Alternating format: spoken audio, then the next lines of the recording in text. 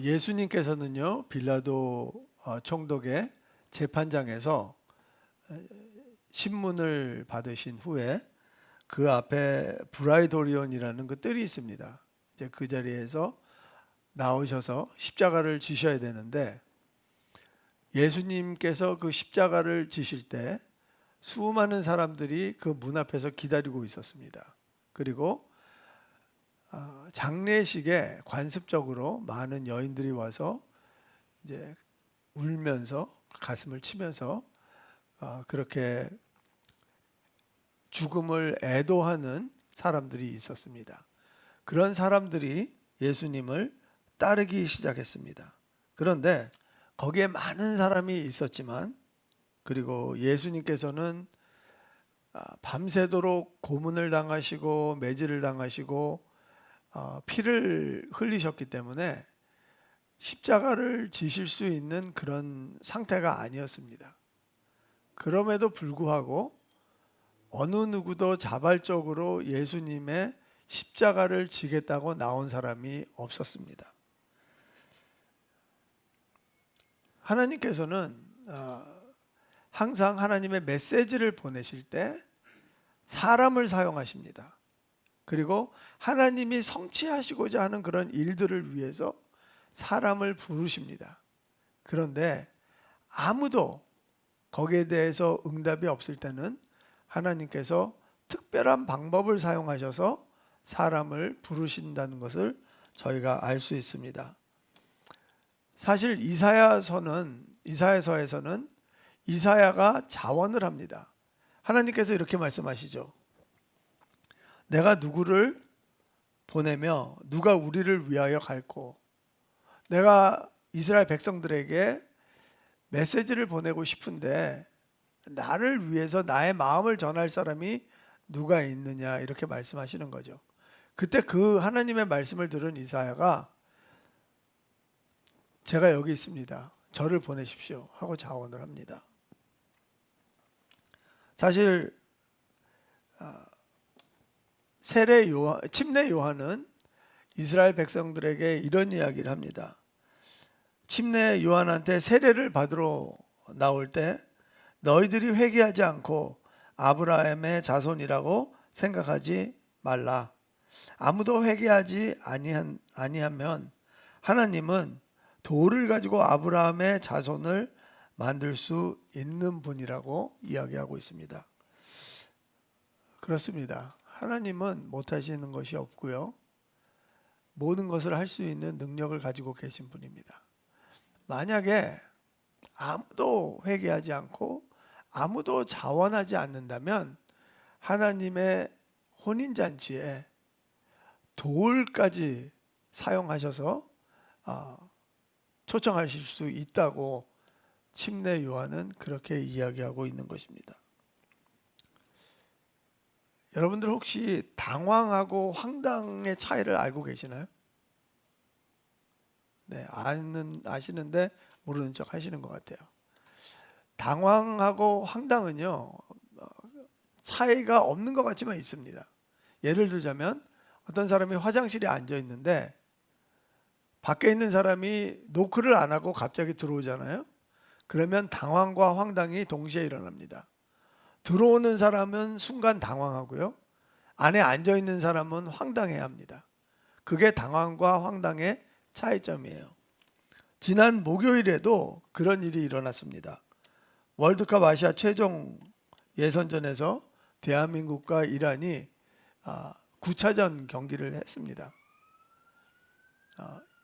이란이 대한민국을 상대로 축구 경기를 했을 때 지난 11년 동안 한 번도 안 졌습니다.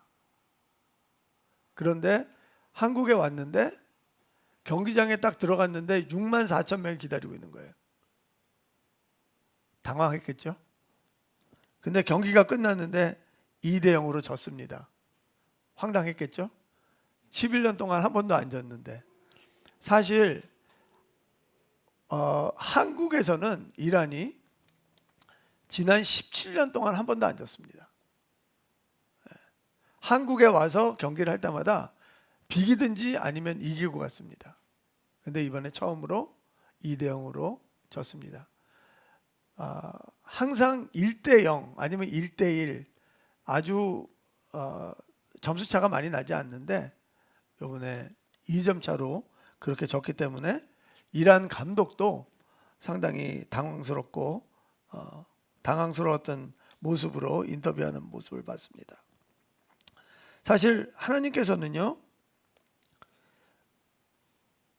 오늘 본문에서처럼 아무도 십자가를 지려고 자발적으로 나오는 사람이 없었을 때 하나님은 구레네 시몬이라는 사람을 사용합니다. 이 사람은 예루살렘에 사는 사람도 아니었어요. 먼 거리를 순례길을 왔는데 예루살렘에 도착하자마자 예수님의 십자가를 져야만 했습니다.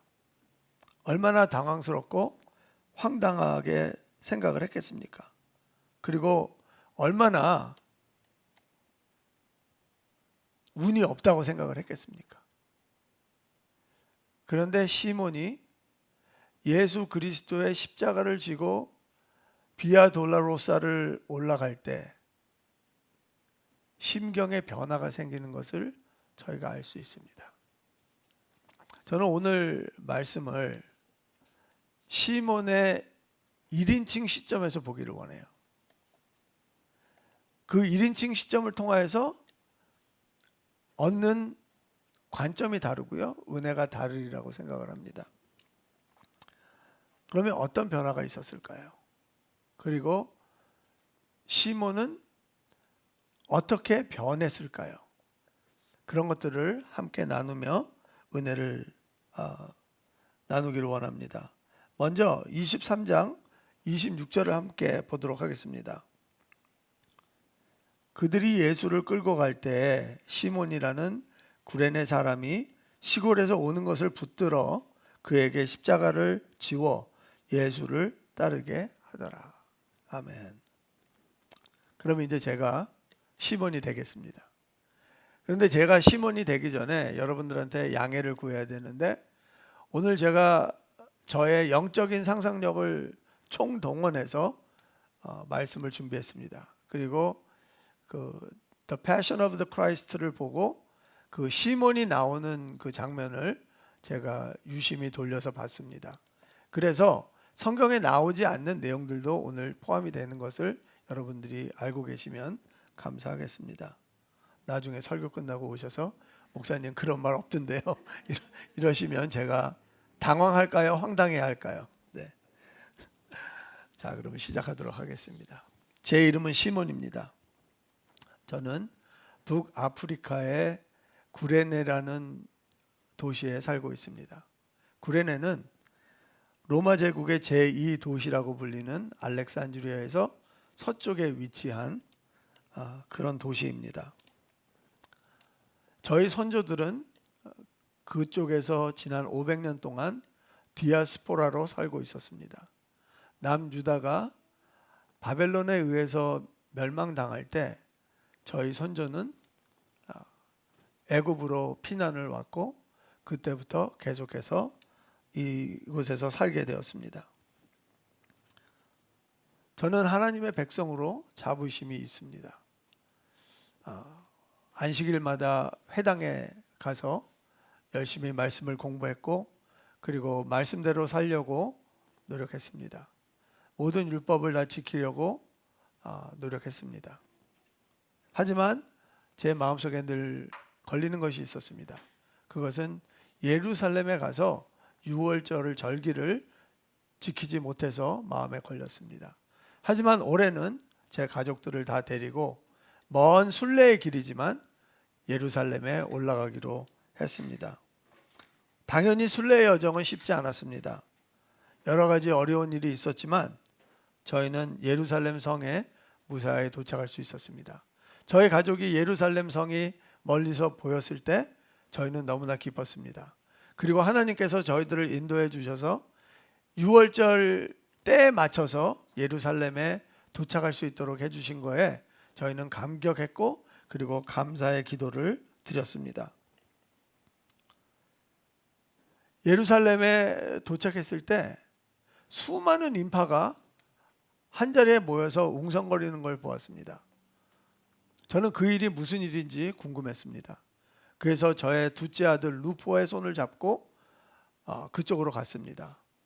거기에 갔을 때는 사람들이 너무 많아서 제가 비집고 들어갈 수가 없었습니다.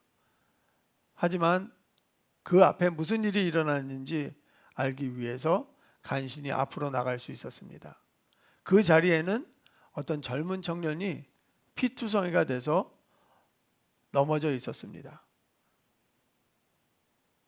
탈진한 상태로 보였고요. 그리고 몸을 떨고 있었습니다. 그 넘어진 청년에게 로마 병사들은 채찍으로 때리고 몽둥이로 때리면서 일어나라고 소리를 쳤습니다. 그 주위에 있는 사람들도 그 청년에게 소리를 치면서 욕을 해댔습니다. 저는 그 청년이 누군지 몰랐습니다. 제 주위에 있는 사람들의 이야기를 어깨너머로 들어봤더니 제가 구레네에서 소문으로 들었던 나사렛 예수라는 것을 알게 됐습니다. 나사렛 예수라는 청년은 많은 사람들이 따라다니는 그런 유명한 랍비였다고 들었습니다. 많은 기적을 행했고 그리고 많은 사람들이 왕으로 추대하려고 했다는 소문도 들었습니다. 그런데 어떻게 된 일인지 이 사람은 지금 사형수로 선고를 받고 매질을 당하고 수치를 당하고 모욕을 당하면서 지금 길에 엎드려져 있었습니다. 저는 여러 가지 생각이 제 머릿속에 교차하면서 그 청년을 바라보고 있었는데 누군가가 소리치는 것을 들었습니다. 너 이리 와! 저는 그 소리가 무슨 소리인지 몰라서 고개를 드는 순간 로마 병사와 눈이 마주쳤습니다. 그리고 그 병사는 저보고 앞으로 나오라는 것이었습니다. 저는 너무나 놀라서 나갈 수 없다고 손을 휘저었습니다. 하지만 제 뒤에 있는 사람들이 저를 앞으로 밀었습니다. 그 사람은 저에게 이렇게 이야기하는 것이었습니다. 저 십자가를 지라는 것이었습니다. 저는 말도 안 되는 상황이라 이렇게 대답했습니다. 저거는 내 십자가도 아니고 내가 죽으러 가는 것도 아닌데 왜 내가 져야 됩니까? 하지만 로마 군인은 상관하지 않았습니다. 사실 저는 키가 큰 편입니다. 그리고 체격도 좋은 편입니다. 그리고 아프리카에 살아서 피부도 구릿빛이었습니다. 아마 로마 병사는 제가 건장한 체격을 가졌기 때문에 십자가를 충분히 질 수 있다고 생각한 것 같습니다. 사실 그 십자가는 그렇게 무겁지 않았습니다. 왜냐하면 저는 건강했고 건장했기 때문에 그 십자가 틀에 그 가로 틀만 지고 가는 거였기 때문에 한 45파운드 정도 무게는 제가 충분히 질 수 있다고 생각을 했습니다. 그리고 로마 병사가 저를 붙들어서 끌어낼 때 저는 더 이상 저항할 수 없었습니다. 왜냐하면 로마법으로 로마 군인들이 자기가 공무집행을 할 때 그 공무집행을 위해서 아무나 징집할 수 있었기 때문에 제가 징집당한 거기 때문에 제가 그것을 더 이상 거부할 수 없었습니다.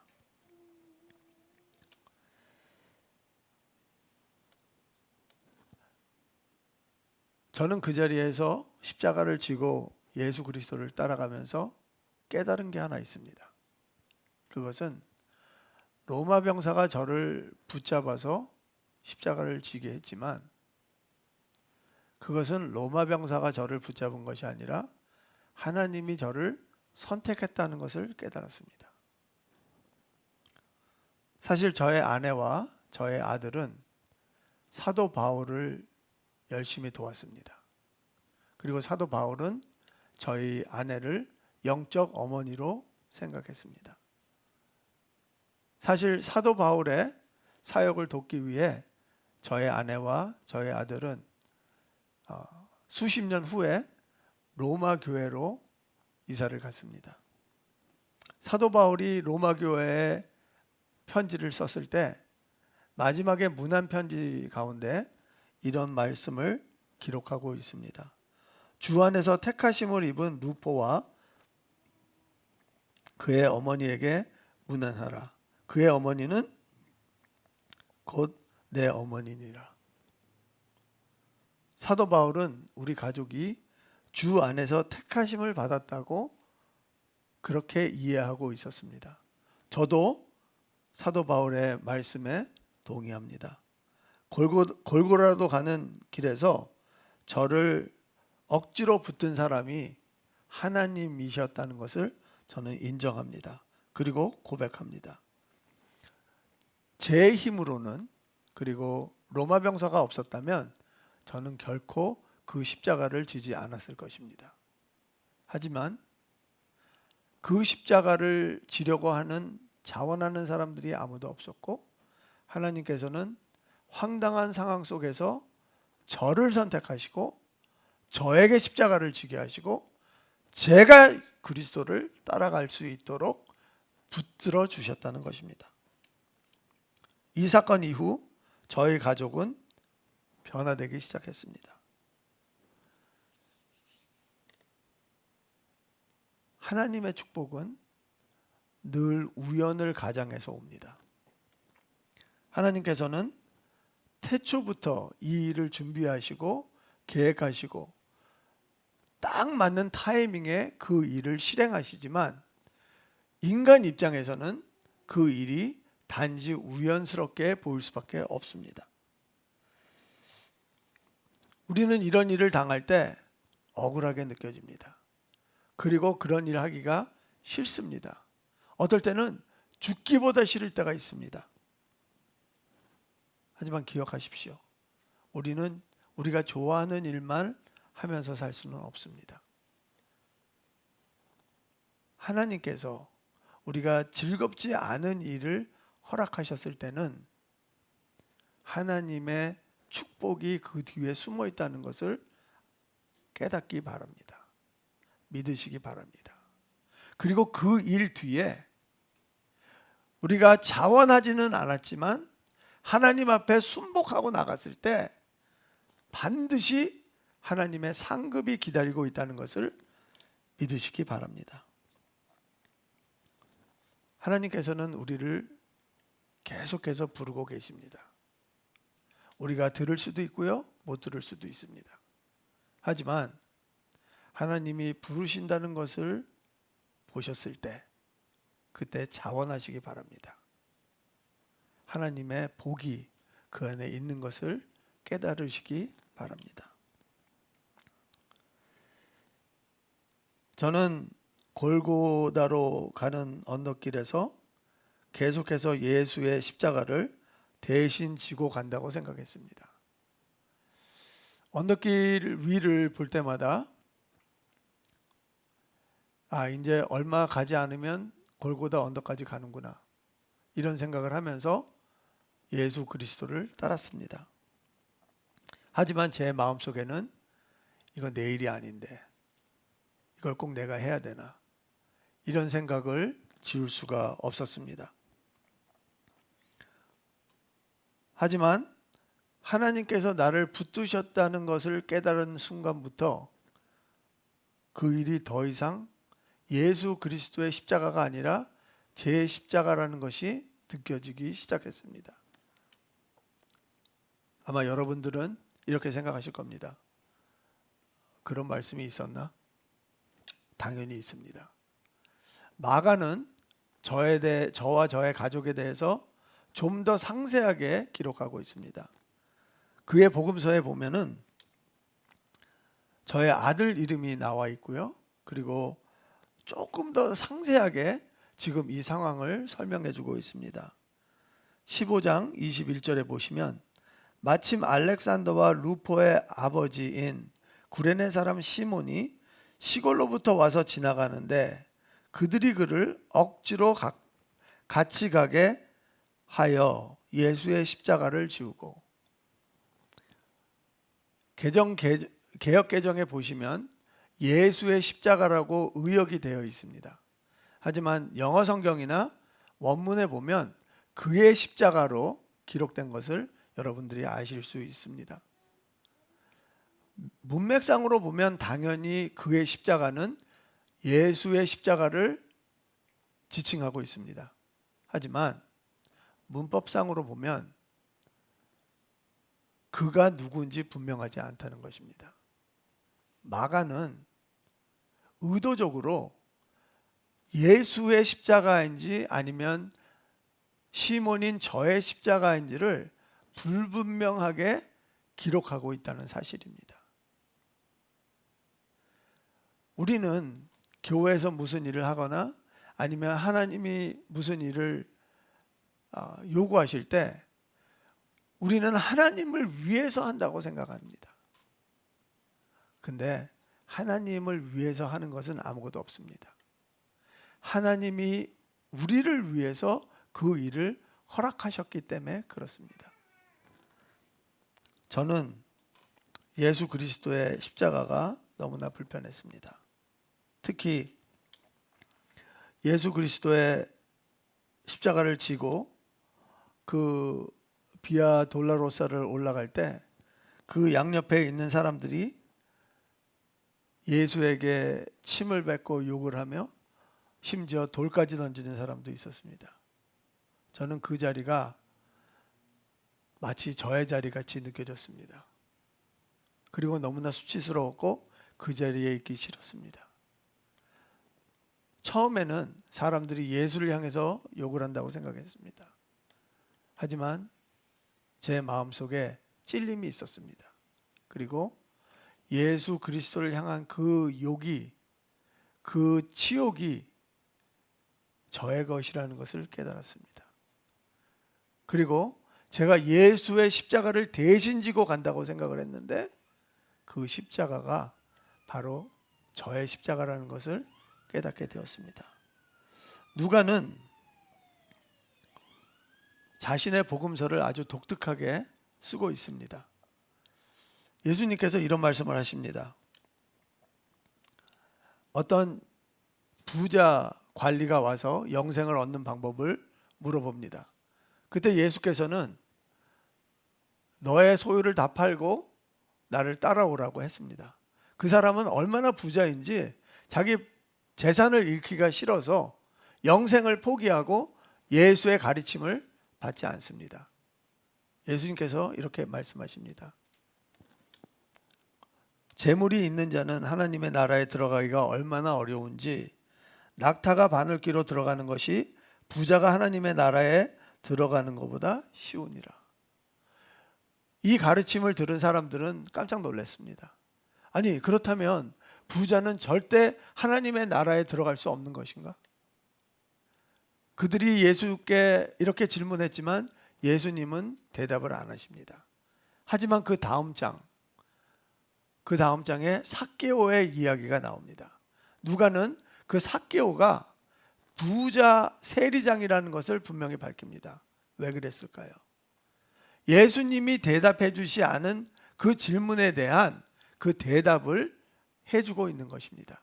그리고 예수님의 가르침이 어떻게 우리 현실적인 삶에서 나타나는지를 보여주고 있는 것입니다. 십자가를 지는 사건도 마찬가지입니다. 예수님께서 이렇게 말씀하십니다. 누구든지 나를 따라오려거든 자기를 부인하고 자기 십자가를 지고 나를 쫓을 것이니라. 누가는 예수를 따라가는 그 제자의 모습을 보여주기 위해서 저의 사건을 기록하고 있다는 것을 아시기 바랍니다. 여러분, 우리는 절대 예수의 십자가를 대신 지고 가는 것이 아닙니다. 단지 우리가 져야 될 십자가를 지고 갈 뿐입니다. 하지만 우리 앞에 걸어가시는 예수 그리스도께서 모든 수치와 모든 치욕을 다 받아주시는 것입니다. 그리고 때때로 우리가 너무나 버거워서 우리의 십자가를 지지 못할 때 예수께서 그 멍에를 함께 져 주시는 것입니다. 우리가 왜 우리의 십자가가 무거울까요? 그것은 예수 그리스도와 같이 멍에를 매지 않았기 때문에 그렇습니다. 아니, 멍에를 맸다 하더라도 우리가 빨리 가거나 늦게 가면, 예수와 발맞춰 가지 않으면 그 멍에가, 우리의 십자가가 무거워질 수밖에 없습니다. 예수께서는 분명히 이야기하십니다. 나의 멍에는 쉽고 가볍다고 하셨습니다. 우리가 져야 될 십자가가 무거워 보일 수 있습니다. 하지만 예수께서는 우리와 함께 그 멍에를 지고 가시기 때문에 쉽고 가볍다는 것입니다. 다시 한번 말씀드립니다. 우리는 예수의 십자가를 지고 가는 것이 아닙니다. 우리가 져야 될 십자가는 단 한 개뿐이 없습니다. 바로 우리 자신의 십자가인 것입니다. 저는 그 십자가를 지면서 계속해서 굵은 땀을 흘렸습니다. 그리고 땅을 보고 걸었습니다. 가끔가다 허리가 아파서 고개를 들 때마다 제 앞에는 예수 그리스도의 등이 보였습니다. 얼마나 맞았는지 그 등은 피가 계속해서 났고, 그리고 어떤 자리는 피가 말라서 세마포 옷과 엉겨 붙어 있었습니다. 옷으로 가려진 상처들이지만 그대로 옷을 통해서 상처가 드러나는 것을 볼 수 있었습니다.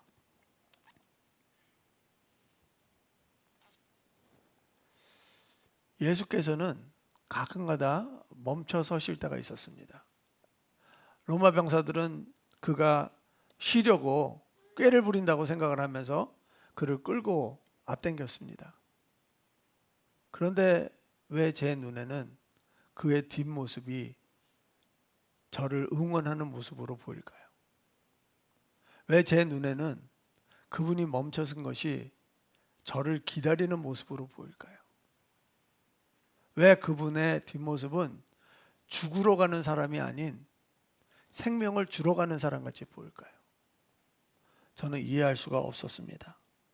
사실 제 뒤에는 2명의 사형수가 더 따라오고 있었습니다. 그들도 자기의 십자가를 지고 따라오고 있었습니다. 그들은 예수와 완전히 다른 모습이었습니다.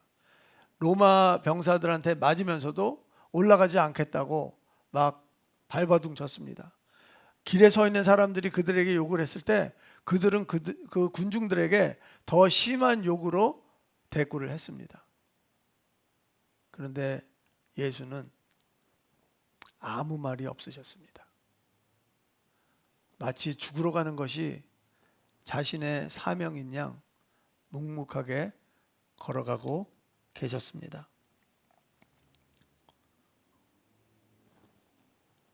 저는 그 모습을 보면서 하나님의 영광을 생각했습니다. 모세는 하나님의 영광을 보기를 원했습니다. 그랬을 때 하나님께서 모세를 보호하시기 위해서 얼굴을 보여주시지 않습니다. 그리고 모세의 얼굴을 가리시고, 그리고 하나님의 뒷모습을 보여주십니다. 그런데 그 뒷모습에는 모세가 볼 수 없었던 또 다른 하나님의 영광을 볼 수 있었습니다. 여러분, 우리가 앞모습에서 볼 수 없는 것들이 뒷모습에서 볼 수 있습니다. 예를 들어 볼게요. 가난한 아버지가 있었습니다. 근데 아들이 대학 입학을 해야 되는데 등록금이 없습니다. 아버지한테 와서 부탁합니다. 아버지, 제가 학교를 가야 되는데 등록비가 없습니다. 그때 아버지는 뭐라고 이야기할까요? 이놈아, 걱정하지 마라. 내가 어떻게 해서든지 그 등록비 마련해 줄 테니까 너는 뭐만 해라? 공부만 해라. 그게 아버지의 앞모습입니다. 하지만 아버지의 뒷모습은 어떨까요? 내가 그 돈을 어떻게 마련해야 될지, 누구한테 가서 부탁을 해야 될지, 그 어깨가 처지는 것을 볼 수 있습니다. 예수 그리스도의 뒷모습은 왕의 영광이 아닌 희생의 영광이 있었습니다. 예수 그리스도의 뒷모습은 하나님의 영광이 아닌 부활의 영광이 있었습니다. 우리가 볼 수 없었던 것들을 뒷면에서 볼 수 있는 것입니다.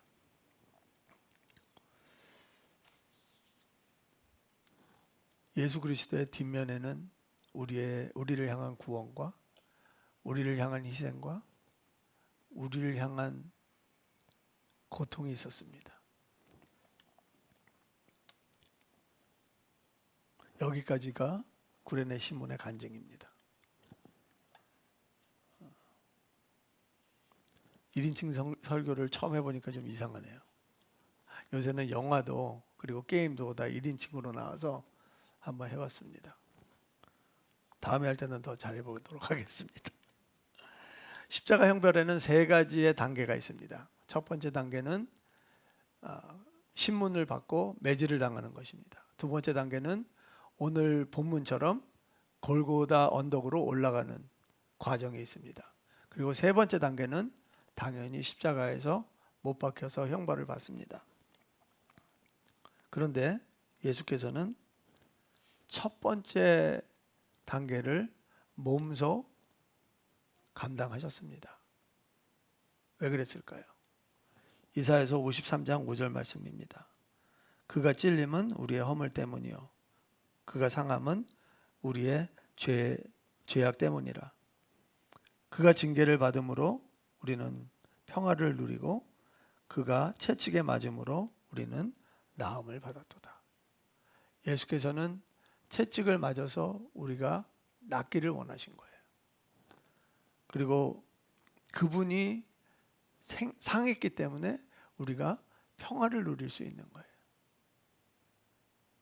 그리고 마지막 단계인 십자가에서 못 박혀 죽으셨습니다.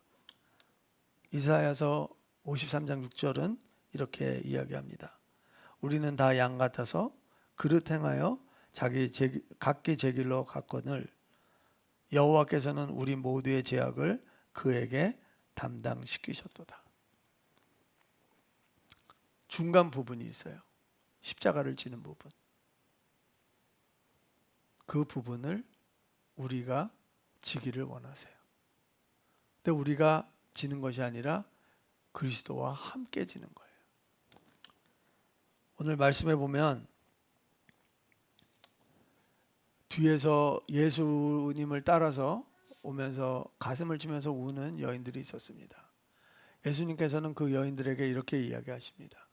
나를 위해서 울지 마라. 너희와 너희 자녀를 위해서 울라.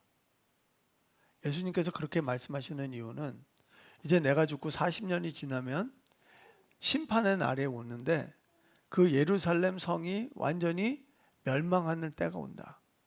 그날은 너무나 참혹스럽고 비참한 날이 될 것이다. 그러면서 이런 말씀을 하세요. 31절입니다. 푸른 나무에도 이같이 하거든 마른 나무에는 어떻게 되리요 하시니라. 여기에서 푸른 나무라는 것은요, 의인을 이야기하고 계세요. 그 의인은 예수 그리스도를 말씀하고 계세요. 근데 이 푸른 나무라는 뜻이 그린 추리가 아니에요. 푸른 목재라는 뜻이에요. 뿌리가 잘린 거예요. 왜 그렇게 얘기하셨을까요? 예수님은 십자가에서 돌아가시면서 아버지와 관계가 3일 동안 끊어집니다. 왜냐하면 음부로 내려가시기 때문에 그래요.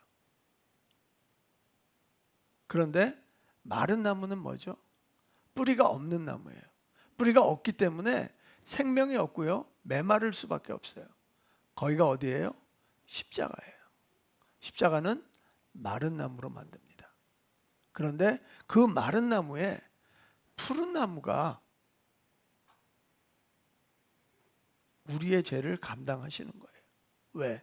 우리도 푸른 나무로 살 수 있도록, 우리도 생명을 가지고 살 수 있도록, 우리도 예수 그리스도가 걸었던 그 길을 갈 수 있도록 우리에게 푸른 나무를 허락하시는 거예요.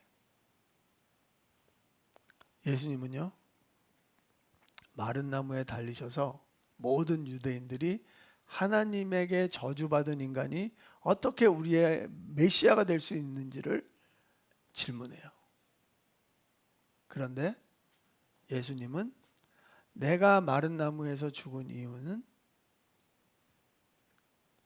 모든 인류에게 생명을 주시기 위해서 저주를 받으셨다고 말씀하고 계세요.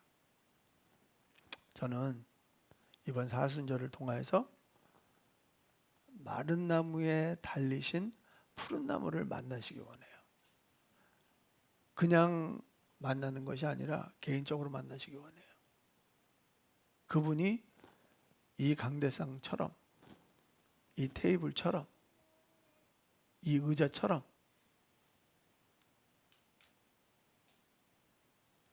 실질적이고 현실적인 분으로 만나기를 원해요. 그런 은혜가 여러분에게 있기를 축원합니다.